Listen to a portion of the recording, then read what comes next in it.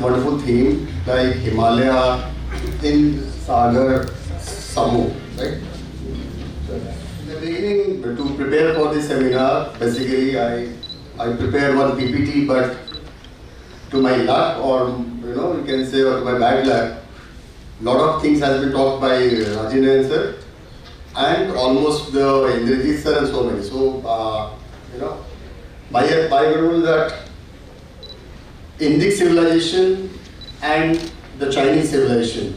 Why? Like if you see, the China is economically so, like more than 18 trillion, in that way, and we are still trying to achieve the 5 trillion economy, and we will achieve, like things will go.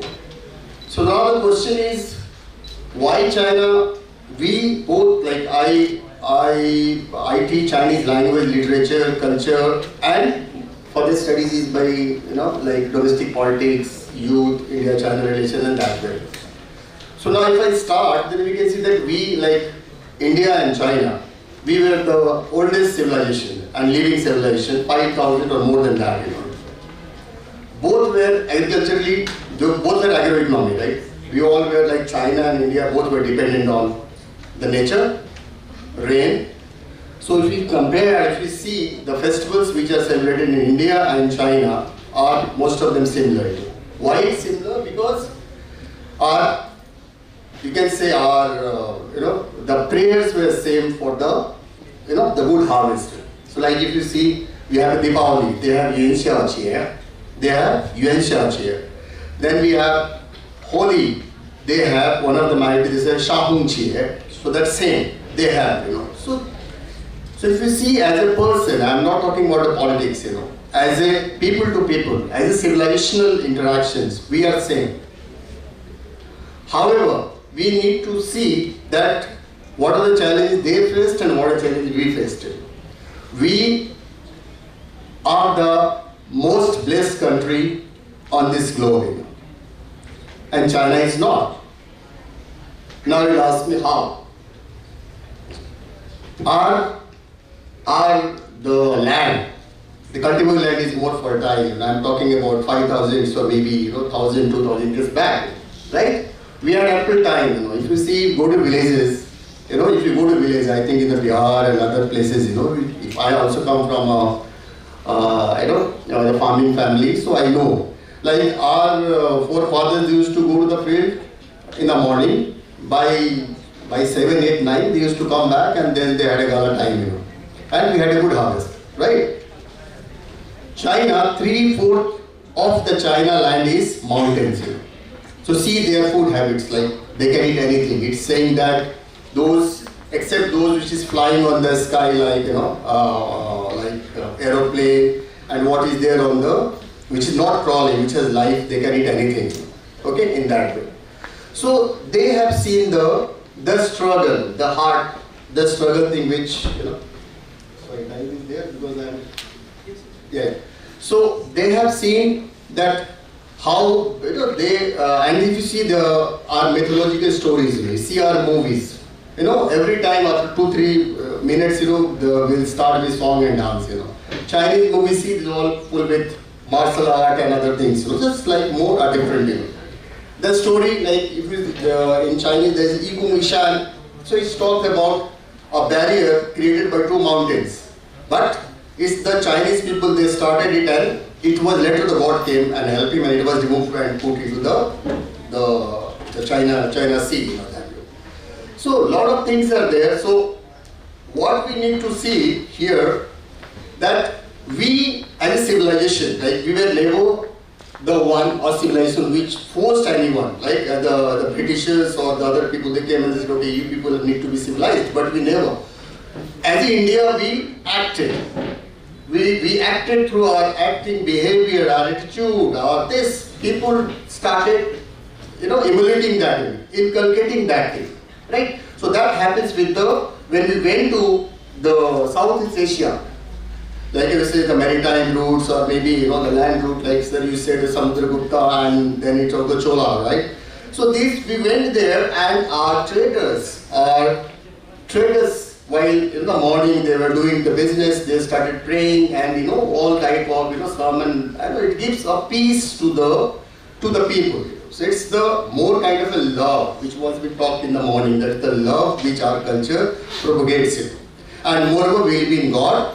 And if you see about the Southeast Asian countries, they all are all dependent on God because they were surrounded by water. So anything, if God is not there, it will be difficult for them to survive. So that brought them, that this Southeast Asia, India, this culturally, we can say that the faith brought us together. We never make any country as a South or any country as our what do you get, so or the feudal state or in that way, right? But China, if I will talk about this one sailor called Cheng He. Hope you all have heard, those who are in Southeast Asia. The Cheng He, he went in during Ming Dynasty. So, like Silk Road started with the Han Dynasty, and the Cheng He started his voice with the 20,000, 20,000 the crew member and the businessmen. A lot of things were there. They were being asked to go and find new areas and spread the influence of the Ming Dynasty or the Chinese Dynasty. And that made this Cheng He to take voice to different countries. So we call it Cheng He Xia Xiang. That Xiang is now at present is called as the Xiang, means Western Sea, right? Xiang, that's Western Ocean. So that area becomes the Southeast Asia. And where we went, it exchanged, it did the business, like it exchanged gold, silk and other things, and started, making friendly relations or sometimes discursive measure, and becomes the tributary states. So the China never went as a friends, it went as a businessman, which we are doing. Now we can see, if I compare with the ancient and now, China was a factory. It manufactured gunpowder, paper and silk, other things, right?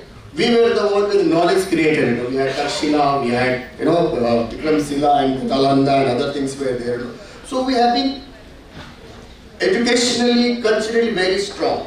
Why? Because we have all the facilities which the God has given to us as a country, as a and they don't.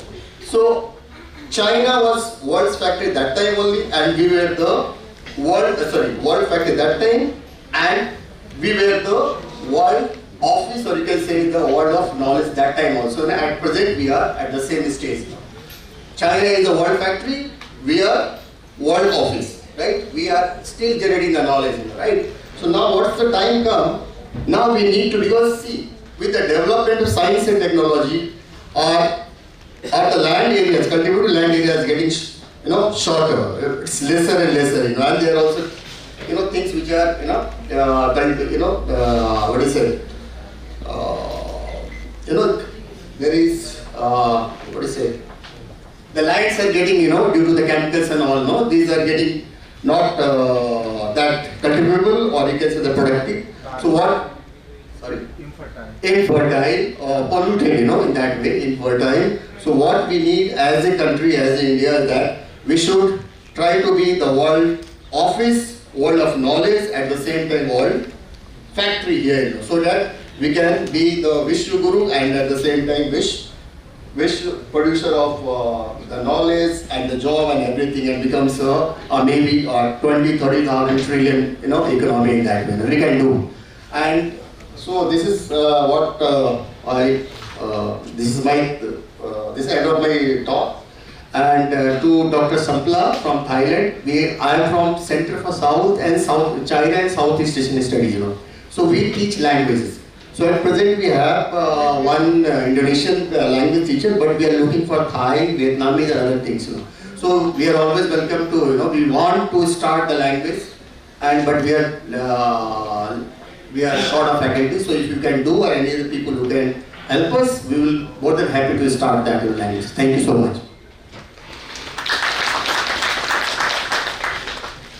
So thank you.